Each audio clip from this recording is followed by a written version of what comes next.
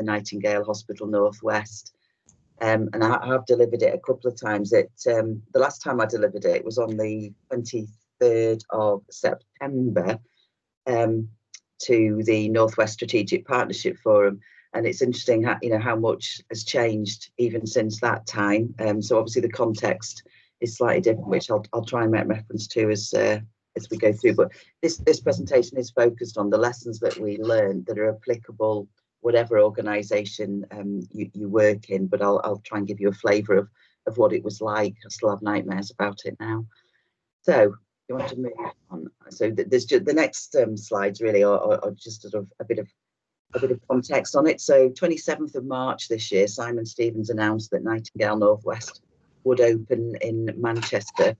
And on the 30th, which was the Monday, the exec team, including me, met for the very first time. So we were kind of brought together from some external organisations. We did have support from UK Med, which is the organisation that supports overseas medical initiatives. So they were invaluable, I have to say. So we started Manchester Central Convention Centre. For those that don't know it, that's where the Army logistics folk that were working with us chose as the best site. There were some pros and cons to it, and we had to start planning how to open. And we actually opened the first ward on the 13th of April, the day before my birthday. So do you want to flick through, Anna? So that was basically it's a railway station turned into a convention centre, and you can see there the start of its transformation into a hospital. The next one is with the beds in as well. So it was designed as a hospital to accommodate. I think it was 800 beds was the maximum capacity that we had there. So our task was we had to recruit to a new hospital. Unlike other Nightingale hospitals, we weren't running on deployed staff from other trusts, albeit we did have some of those, and I'll come back to that. But our challenge was that we were told we couldn't destabilise our neighbouring healthcare providers, so basically trusts in the system. And shortly before opening, the host trust was confirmed as Manchester University Foundation Trust. But due to the pace and the scale of the tasks that we'd had and the huge service pressures in those trusts, we recruited a dedicated workforce team. And we clearly couldn't wait until that second week to start some of those processes. So the next picture is my lovely workforce team. So there were quite a lot of us, but it was a heck of a task to do what we had to do. So there's Anna in the front there. Louise is there. Where are you, Louise? There's Louise, just in the third row back, I think. And Tracy is the front left there. Tracy's actually the workforce director for the reactivation of the Nightingale, which I'll touch on at the end of the presentation because it is a different model that it's running on. So big opportunities. There was a clear call to action, and I think this is one of the areas that is probably a bit different now, and purpose to encourage people to step forward. So there were lots of people who wanted to come and be part of it and to do their bit to help. We also had people who were furloughed or out of work. We did have support from the regional healthcare system, and the big opportunity was actually being able to build something from nothing. And I mean, I've been in the NHS for nearly 36 years, and I never really valued, I don't think, some of the things that we take for granted when we work in the NHS. But actually, I've never had the opportunity to build something from nothing either, to actually design something bespoke for the purpose in mind. So we did, working with partners, create bespoke employment models. We utilised national agreements as appropriate. Not being afraid the art of the possible and being motivated to actually build this around the workforce, which is very much what we tried to do. We had to work very fast, which does make for effective decision making. And if you make a wrong decision, you have to very quickly put that right. I can't think, unless you were there, and there are a couple of people on the call that were there, it's very hard to describe what it felt like. And it was full on. 7-day-a-week working, and I don't mean 5 days over 7 days. It actually was 7-day working for those of us that were there for that first month. Was completely manic. And then the challenges. So, as I said at the beginning, to recruit the team without drawing resources away from other, and some healthcare organisations did kind of donate or agree to deploy staff in, and Louise was one of those. So, you know, big thanks to the Stockport Trust for doing that. And we did have some other people in the team who'd been deployed from other organisations, but a lot of people we had to recruit from other places, to create this sense of belonging and team spirit. So we were shoving teams together without any of the normal, you know, team development activities, without the getting to know each other. You know, you very rarely have a new team that's put together from the start. And we needed to make sure that our team felt supported. These were really extraordinary times, which I think nobody really thought we would still be in now. Big challenges, people with you know, home situation issues. We did provide a lot of accommodation for people so that they could stay safely away from home. And being inclusive in a crisis when the tendency is to make quick decisions and we don't necessarily consider the equality impact of those decisions. And we had to do all of that in 2 weeks. So the approach that we took, and we've kind of crafted these now so into the people plan priorities, and actually we felt they did sit very nicely, but clearly the people plan didn't come out till after we'd done that. So focusing on delivering a positive experience for all the team, so supporting physical and psychological well-being, and we shouldn't underestimate the challenge that actually working in a non-hospital environment brought. Developing this sense of belonging and working to a shared purpose, clear culture and values from the beginning. And new ways of working to build and recruit to it was in effect a new organisation. So we had to be very innovative and agile. There were loads of challenges in terms of the recruitment, onboarding and HR processes. And as I say, and I'm sure Louise would agree, the things that you take for granted when you're working in an established organisation just weren't there. And then also to create a proactive learning culture to provide the workforce with opportunity to develop new skills and competencies, and potentially for those that were joining from either being furloughed or being unemployed or from a different sector, get them to look at future career opportunities in the NHS. And we did have a number of people joining who hadn't got any healthcare experience, so there was a significant development challenge. Okay, Anna. So our workforce journey, and I'm not going to labour that, but you can see the speed at which we had to bring people in. So our first ward was opened just 2 weeks after mobilisation, basically. And then at the end, you know, we'd recruited hundreds of staff, and we had 261 colleagues that actually attended our debrief sessions, which were again important because we didn't know whether we were going to have to stand up the same model again, and it was important to hear from staff in terms of their experience, and again I'll touch on that again later. So what we actually did, there's a fully sort of equipped ward area. So in terms of looking after our people, the people offer that it was very practical in terms of how we supported the team. We provided accommodation, we provided food and drink. In terms of well-being, the wellbeing offer was an enhanced offer. Clearly, these were people that were standing up to be right on the front line of our wave one COVID response, and it was really important that we looked after their well-being.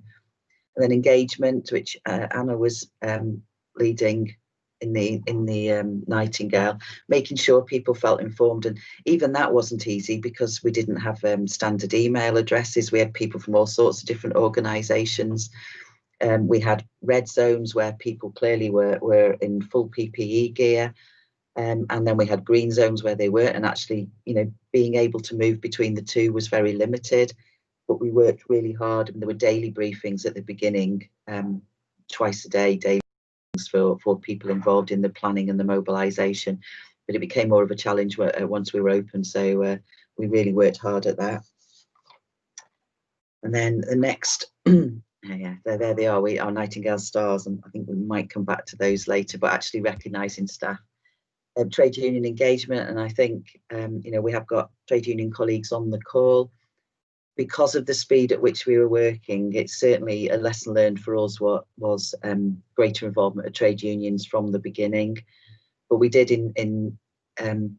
identify the GM Workforce Engagement Forum as the area where we would discuss Nightingale, and we're still doing that now.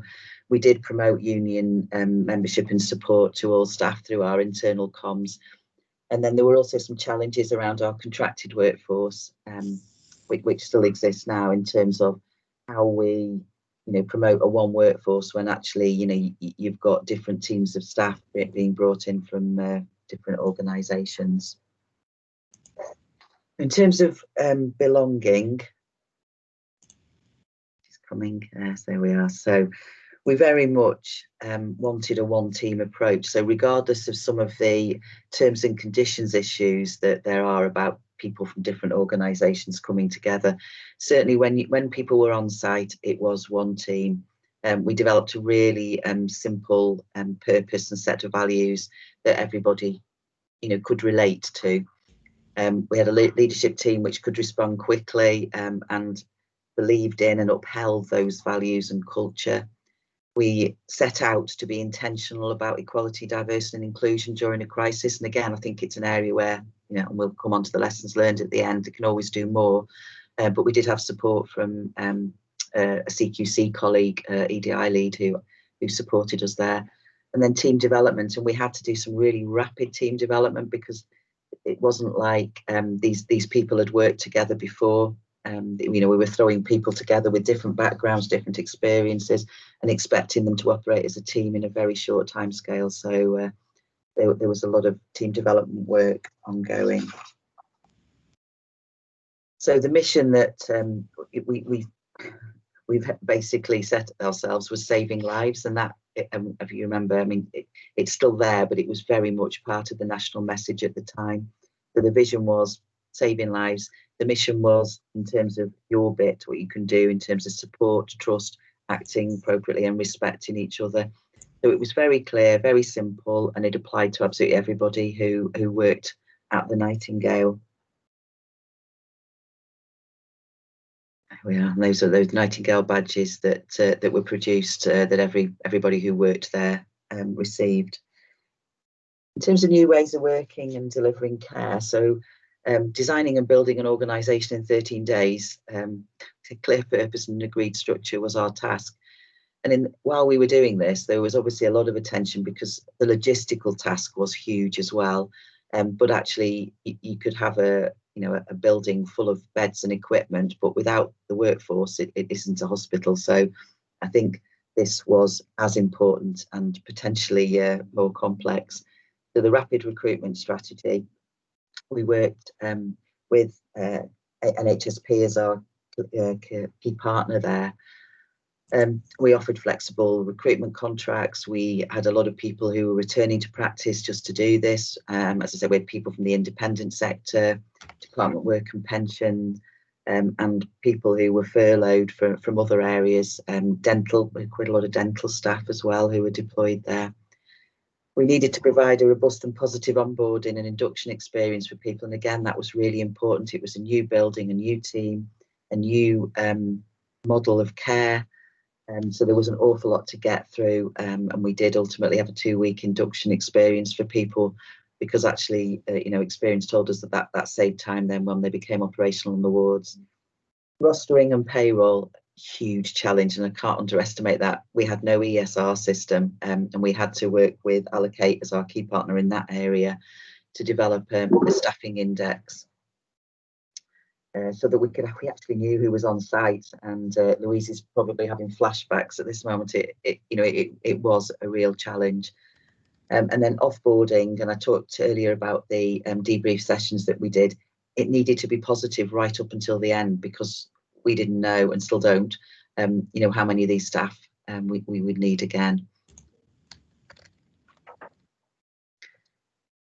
Missed a page here, so just go back to that one because that's interesting, isn't it? Because we were doing that at the time. So this is our socially distanced development sessions, and it all looks really familiar now. It's kind of, we get used to it, don't we? But at the time, it was real and strange for everybody. And we had to, anyway, there we are. Okay. So in terms of growing for the future, creating a learning culture, and again, I touched on that earlier, there were lots of opportunities to develop new skills. And, you know, we had some masterclasses and we'd have consultants and porters attending them. You know, they were all open to all, and everybody, the recognition that everybody could learn from this. And then the cultural and technical development of staff. So there were a lot of clinical skills training that was going on as well at the same time, but it was this very much this one team. So, you know, you may be, you know, a cleaner or a porter, but actually, you know, this session has got something, you know, to gain from you. We had, trying to remember the story, if somebody on who remembers it, they can chip in, but I think we had a furloughed doorman who came in as a porter, and there was a session about head injuries, and he said he got so much from it, and actually things that he would take back into, you know, his day job once he could again. So very much one team. Okay. So just going back to our people approach there, you can see that just in summary, really, in terms of what I've said, at the centre of it, you know, you're all here, you're all saving lives, you're all doing your bit to support the Northwest during wave one, and the purpose and values is at the heart of everything. Yeah. So key findings. So we actually also did pulse surveys while we're there, again with the same challenges about how you contacted people on a variety of email addresses and employment contracts. So response rate 25%, and you can see there how strong that feedback was in terms of clear values, compassion, this sense of inclusion, access to leaders, open communications, and confidence at work. You know, really positive feedback from staff that, you know, what we'd set out to do was to put staff at the centre of this, and it looks like, you know, largely speaking, we did achieve that. So there's a few quotes here from from the debriefing sessions that we had. And you know, one there, I've decided to change the path of my career and had never considered the NHS as an employer before. So, you know, in view of some of the bad press that the NHS does get nationally, I think we did manage to make people feel valued and part of something great. Great strength in recruiting so broadly. So we had, you know, people that would, as you say, you know, wouldn't normally have been working in an NHS hospital setting, but it did bring a lot to it. Thanks, Anna. So our learning, we didn't always get it right by any means. We were a small cog in a much bigger system, but building a hospital from scratch did give us a fantastic experience, and I feel very lucky. Honoured, I think, is a word that a lot of people use, to have had the opportunity to get involved in this. And some of the things that we learned were, there we are, leaner and more effective structures and hierarchies actually work. People are encouraged to have purpose and autonomy whilst also being supported, and it produces teams who deliver great service. Because we did have a lean structure, you know, we didn't have loads of managers, we didn't have all the normal hierarchies that you would get in an established organisation. And it did make for this real sense of shared purpose. You know, there was direct access to the exec team and to all the senior managers, and it really made a difference. I think the development of the culture, vision and values, which I've just shared with you, and I mean, you'll know, those of you that work in NHS or any large organisation, how long, you know, we spend frequently developing those. We didn't have the time to do that, and actually, you know, what comes out at the end is generally pretty consistent.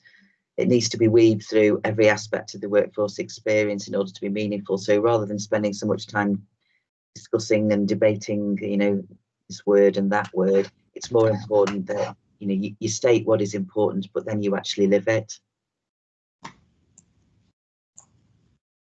I suppose that's there. Yeah, that's really saying, I suppose, what I've just said. The true value comes not from the words themselves, but from actually how you live it and engaging with the workforce and delivering it, making sure that people are, you know, all parts of the organisation, you know, do live it. And then when we have an authentic approach to wellbeing, we produce an environment in which people feel safe and well looked after, and it supports people then to deliver the kind of services we're looking for. And again, those of you that work in the NHS know that, you know, with the people plan has got a huge emphasis on staff health and well-being, but often it's the small things that make a difference. You know, we definitely had feedback that the fact that we were putting free food on for people made such a difference, and that's whether you were a doctor, you know, who was working in the red zone and only had 20 minutes, or whether you were a domestic who was, you know, maybe on furlough from your substantive role, and you know were struggling, you know, to make ends meet. It didn't matter who you were. The small things that we did made a difference to people, and we did have a lot of donations and a lot of support. You know, John Lewis was one who donated lots of things, and we were actually able to create socially distanced sort of rest areas for people.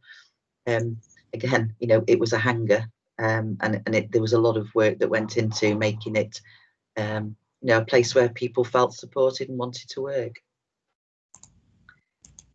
A culture where people feel respected and able to act. And this is something that, you know, we struggle with in the NHS all the time. How do you marry up the need for governance with the need to make people feel able to act? So we did have a freedom to speak up guardian dedicated to the site, and obviously linked in with our host trust structures, but and we did have a small number of freedom to speak up approaches while we were there. But I think the fact that we had a culture where people did feel able to speak to senior managers, to come directly to execs, meant that that didn't become a huge issue for us. Intentionally inclusive approach to recruitment, and you saw some of the quotes there from people at the debriefing sessions, and we did have a much more diverse, in its purest sense, group of people working there than you might have in a traditional hospital. I think what we didn't necessarily have was a visibly diverse leadership team, and these are some areas that we've certainly picked up in how, you know, we might do things again. And actually, you do need to be intentional. It isn't just by failing to discriminate that you have an inclusive approach. You actually do need to set out intentionally in terms of where you recruit from, who your contacts are, your individual networks, making sure you reach into different areas of the community to do that. There's some of our lovely team. And I mean, the pandemic, you know, there was a clear call to action. Look at that motley crew there. So if we look after these people, we will hang on to them. And I think these are some of the lessons that we've learned, because actually, certainly in the NHS and in social care, you know, even when we can recruit people, we can't keep them. And the issue of retention is just as important. Otherwise, you're recruiting to a leaky sieve all the time. We need to make people feel valued and support them to develop. And actually, you do get, you know, a one-team workforce. So I said at the beginning I would touch on reactivation and where we are. So Nightingale Northwest has reactivated. The first ward opened, I think, 2 weeks ago. It is running with a different model to last time. So it's now a non-COVID facility, and it's a discharge facility. So it's to support the hospitals by taking some of their non-COVID patients who are medically fit, but for various reasons, generally related to social care, they are not able to be fully discharged. So it's opened at the moment, and it's being run by Manchester Foundation Trust and the Manchester Local Care Organisation. So it's being medically staffed predominantly by GPs. I think some of the staff that were there last time when it was a COVID facility have come back to support Manchester Foundation Trust staff. There is the capacity there because clearly it's a huge building, and it's largely still with beds and equipment. if other Northwest trusts wanted to use it for a similar purpose, then there is the ability for them to do so. But unlike last time, they would need to provide core staffing for the beds that they wanted to use. And as people will be aware, the staffing situation across the whole of the Northwest is pretty grim at the moment because of various, self-isolation, COVID itself, sickness, and shielding staff. There are significant challenges already. So as far as I'm aware, it hasn't been utilised by anywhere other than Greater Manchester at the moment, predominantly Manchester. Where we are, just before I go to any questions, where we are, I mean, just to comment really on the mass vaccination programme, which again, there may be people on the call that are involved in. The lessons that me and my team learned through Nightingale Northwest are invaluable now when it comes to actually recruiting and mobilising a workforce to deliver the mass vaccination programme. So we've been established as the workforce hub for Greater Manchester. So we'll be hopefully enabling the three main strands that there are for the mass vaccination programme. First one being the establishment of a mass vaccination site for GM, and we're starting with one. There may be others. So we're working with the lead employer for Greater Manchester to actually look at how we can staff that, and that again is a big ask. We need clinical staff to immunise. We also need support staff. We need admin staff. We need recording staff, reception staff, security staff.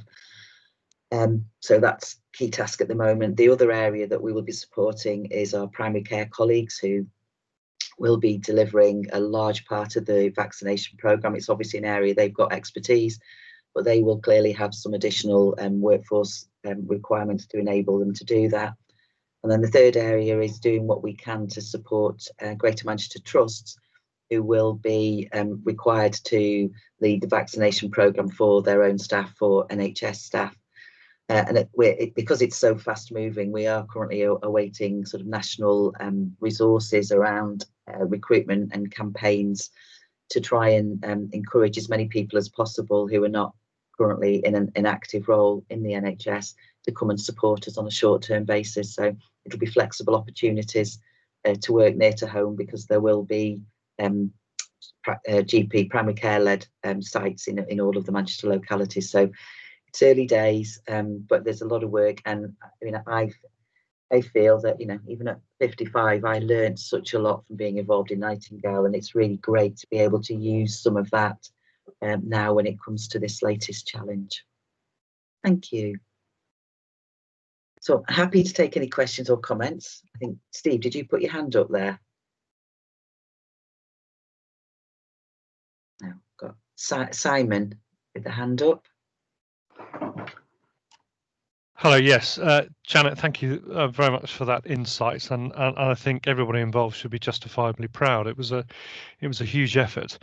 I'm a strategic workforce planner by background, and ex-military background as well, and this is an area of work in terms of workforce planning I've been doing for a little over 25 years now. You mentioned at the beginning that you were, and a very important point, you didn't want to destabilise your partner trusts around the area. That was a thing we're facing down in the south as well. We have these Nightingale hospitals. Well, how on earth are we going to staff them? So what I'm intrigued to know is, how did you do that? Did you do it by a mixture of where staff had capacity to do the extra hours, instead of doing those extra hours in their parent trust, they went and did it in the Nightingale hospital?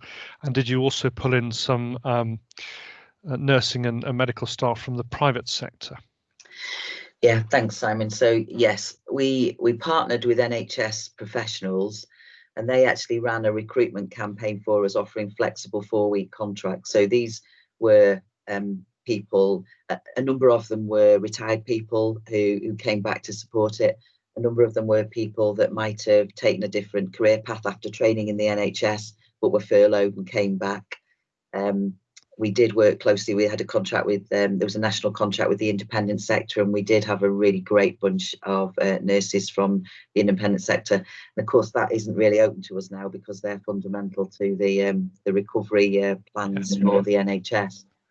So yes, we did pull from loads of different areas, and we routed those that weren't in substantive employment through NHS professionals. But yeah, we did have some trust staff deployed in there, but they were staff with particular expertise, that actually it was in the interest of the trusts involved to put them in, or where actually they could see that we really, really needed something. But when we first signed up to it, it was like, I'm not sure how we're going to do this, but we did manage to recruit a significant number of people who weren't actively working in the NHS at the time. Yeah. And quite a lot of them as well, Janet, I was just going to contribute, were about the students, weren't they, as well? We had a lot of students, medical students, and also dental students and dental nurses as well, so we're working as our family liaison team at the hospital, so it was lots of people kind of doing different roles. Of course, the dentists were closed, weren't they, first time round, whereas again this time we are hoping to be able to utilise some of our dental colleagues for the mass vaccination, but it's not going to be as easy as it was last time. So like the original or the first Nightingale Hospital at I forget the name of the centre, but a place in London, is yours in mothballs? Is it still there? Yes, it's all still there, and it's active again at the moment. But so you actually have patients in there at the moment? Yeah, there are patients there now, and I think we had more patients than any of the other Nightingales actually, Simon. We had 103 or 104 patients in totality. So yeah, it was an active hospital for 2 months, 2.5 months. It's interesting actually. I'm not a clinician by background, but I do listen. I listen to those professionals who offer good advice and everything else. There's one interesting thing that I saw a few weeks ago about the old fever hospitals, which were still around until about sometime in the 80s, I think. I mean, with the fear of cross-infection and also the fear of people going into hospital with a condition not COVID related, the fear of getting infected with COVID, I would have thought a good strategy would be to, as we go into the second wave, stand these Nightingale hospitals up, and if you have COVID, you go there and you keep COVID completely out of the normal hospitals. Yeah, I don't think that's possible because of the high community rates at the moment, Simon. But and the view, certainly in the Northwest, was that those COVID patients that required hospitalisation actually were better off in the hospitals than in temporary facilities.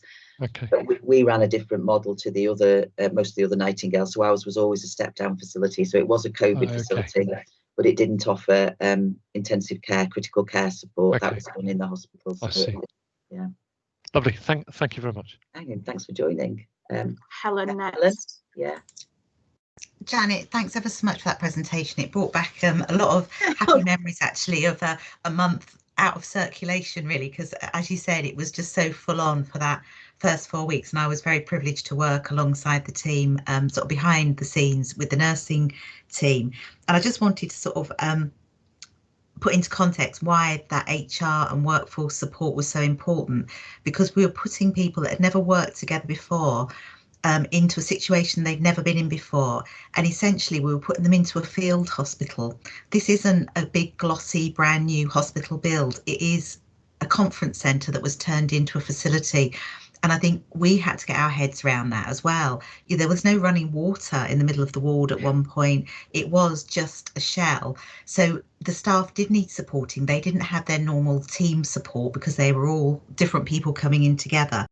And the pace was so fast. You would tell them something one day and it would change by the next day, as we had to move beds down the ward because there was no facility for oxygen at one end.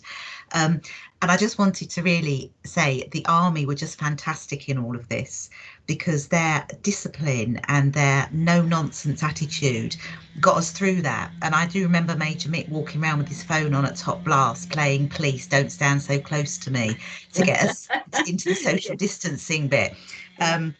So the pace, the buzz, and I suppose the positive for me was seeing how quickly you could move something from an idea to a tangible outcome so quickly, because we don't do that in the NHS at all. So thanks, Janet. Yeah, well, thank you, Helen. Yeah, it was great to have you part of it. Yeah. I've got Andrea. Oh, Anne's just gone down. Sorry, I'll be going to, I suppose, with some things that Simon said about it just, I suppose, struck me that I thought the hospital was built to take COVID patients, not as a step down area. So with a capacity of potentially 800 beds, that's 800 patients that could be away from the mainstream hospitals and maybe better isolated, for want of a better word. So that struck me really, that actually wasn't what the hospital was built for. But also to resonate with, sorry, was it Susan that just spoken? Ellen, about how fast things are able to move when there's impetus to do so. You know, why can't it be that way in the NHS? Because often it's like, it's like, you know, a huge dinosaur that just moves so slowly when you want things to happen, and it's like walking through glue, as you know, a lot of times. Worked in the NHS for 31 years, and to see something happen so fast as it's happened in these circumstances, let's hope that something could be brought through from that. Yeah, I agree. You know, and it was really refreshing to do that. It was a bit scary though, because we do kind of rely on some of those structures that we take for granted, which create difficulties. I mean, just to clarify, Andrew, it was a COVID hospital in wave one. It had 800 beds, and it was for COVID step down patients, so patients who were recovering, or sadly not, but they didn't need acute and critical care support any longer. Thank you. Simon, is that another question? Not really a question, just a comment really on what Andrew was saying about the NHS being a big lumbering beast. It is. I mean, I spent 32 years in the military. I spent 32 years in the Royal Marines, and I'm very used to people taking risk and standing by their decisions. And one of the things I think that perhaps the NHS would benefit from, and I'm trying to talk in positive terms here, is perhaps some better training for those people who are in the senior positions in terms of leadership and management, and learning. And I think the NHS is a risk-averse organisation as well, which doesn't help when you need these key decisions to make, and perhaps a little bit of risk being taken. But I used to go and lecture the young officers going through training about one or two things about leadership, and one of them is, you know, we're fallible. We're human. We make mistakes, and in my experience, if you make a mistake and you hold your hand up, people respect you because you're standing by that. You're owning it. You're owning that mistake, and they will come out of the woodwork to help you put it right, and you'll gain a huge amount of respect for that. So I'd like to see more of that. I think the other thing, what you've demonstrated with your presentation this morning, is the spirit we have in this country, and I think we should be proud of that. It doesn't matter whether you're in the military, and there is a no-nonsense attitude in the military, but you have an infrastructure that supports that type of management. You can't employ that in the same way in Civvy Street. It just doesn't work. But similarly, you shouldn't just rely on that, the ability that you have a badge of rank on your arm or on your chest, and therefore you have a certain amount of authority. You actually have to lead by human methods, not asking someone to do anything that you wouldn't want to do, and lead by example. Absolutely lead by example.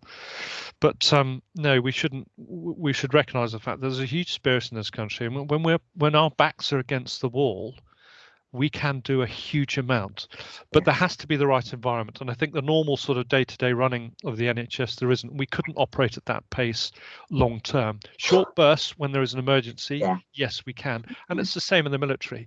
You know, we're not permanently deployed in places like Afghanistan. When the guys and girls are not out there, they're back home, they're on leave, they're doing training, they're doing training roles themselves, teaching other people how to specialize, or actually in basic training, and also in strategic and policy roles in the Ministry of Defence and places like that. And that's a sort of normal 9 to 5 type of job. They're not operating that pace the whole time. So I think we'll see these spurts every now and again when it's needed, but it is frustrating. But I think once you understand just how big and complicated, and I've only been working in it just for 3 years now, it can be incredibly frustrating when you can see something that makes sense, and actually a quick win but there's reluctance to do it, and I get hugely frustrated by that. And I think all we can do as people in Band 8A, I manage one person at the moment, but it's just manage them well and treat them like a fellow human being, and you know what, they will support you and back you up to the hilt. That's exactly what we found. But you're quite right, Simon. There's a culture clash as well between what we were trying to do in an emergency field hospital situation and what the NHS and its risk averseness normally operates. So, do you want to comment, Helen? I just wanted to just respond to Andrew a little bit more, because as you said, Janet, it was a COVID positive facility, but it did have very tight admission criteria to come to the Nightingale because of the lack of complete medical facilities to support anybody that was really, really poorly and needed to be in acute care.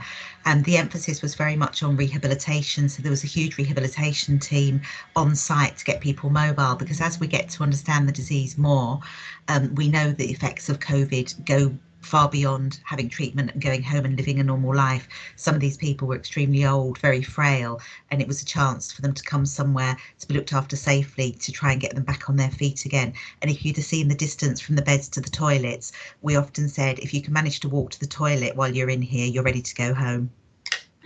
Thanks, Helen. Steve? I think there's we can pick fault here, there, and everywhere.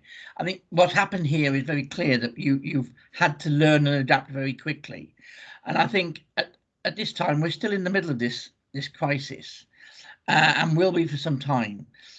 So for me, I think we're learning on the run as we're moving, but the dissecting and the real negativity, let's worry about that in the future once we're out of the other end of this a little bit. At the moment, we should be supporting the people doing this, and I think you've done a fantastic job, and everybody involved in this has done a fantastic job. And as the gentleman says, you know, typical British spirit. We've got a problem, we pull together, we're still pulling together, and let's keep that positivity. We can do all of the criticisms and the moans and the groans later on. At the moment, let's keep going forward. Thanks, Steve, and I'll be holding you to that. Yeah. Yeah, probably made a bond for my own back there. Helen, is that a new hand or is it just not gone down? Legacy, sorry. Legacy. Okay, were there any, I don't think there were any questions in the chat box, were there, that we haven't? That's been really great, and it's been lovely to have enough people that you can actually have a conversation as well. So thank you very much, everybody, for joining, and hopefully some of you want to are joining some of the other sessions as well. Go on, Simon, was that a quickie? It's a quickie, one to end on, perhaps. Somebody said to me a few years ago, there's no such thing as pressure, only a chance to shine, and I think you all did that. Thank you very much. Thank you. Yeah, it was a fantastic opportunity. Thank you. Have a good day. Thank you. Bye. Bye.